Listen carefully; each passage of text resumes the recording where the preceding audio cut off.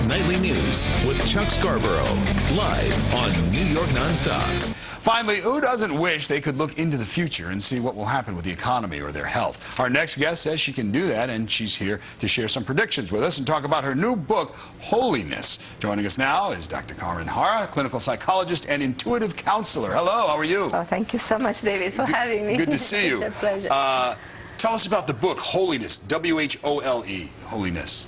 It's a state of being whole, entire, unhurt, and complete, and cherishing the sacred connection that exists among us. And most likely, I think this idea is very valid right now when we are, compelled to change the world around. And we used to say, when you cannot change the world, you are challenged to change yourself. So what is happening to us, we have to recreate the world. We have to, this is sort of the empowerment, to reform our world. Is the antidote for human suffering. Is coming together and acknowledge that we are interwoven in the sacred fabric of creation. So we live in a time when we have to come together in order to break free and rebuild our situation. All right, and Doctor, for those who aren't as familiar with you or your work, tell us how you feel you're able to tap in and kind of predict things. Is it just being really in tune with human behavior, or what?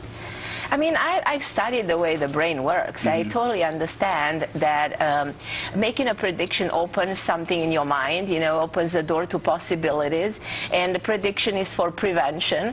I also think that we need some good predictions because for thousands of years we had all these negative predictions, like for instance 2012 is the end of us, the doomsday. So we have to start seeing things differently, that this is just the end of a chapter in the human history. So in the book of history, a chapter is ending and it's the beginning of something new.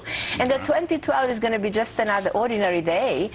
And it's not about the end of the world. It's just the beginning of a new world and giving birth to a new humanity. All right, we only have about 30 seconds left. Any highlights that you're expecting coming up? I think there's so many changes from the level of the DNA to a new world out there, a new monetary system, new forms of leadership. It's almost hard to imagine how extraordinary the world will be ahead of us. So I'm just very positive and optimistic that actually 2012 is the beginning of the era of enlightenment and the era of peace and a better life on earth. Well, that would be very nice. I hope that comes true. All right. And it will. All right, thank you. It The book is called Wholeliness. Thank you. That'll do it for New York Nightly News. Talk Stoop is coming your way next.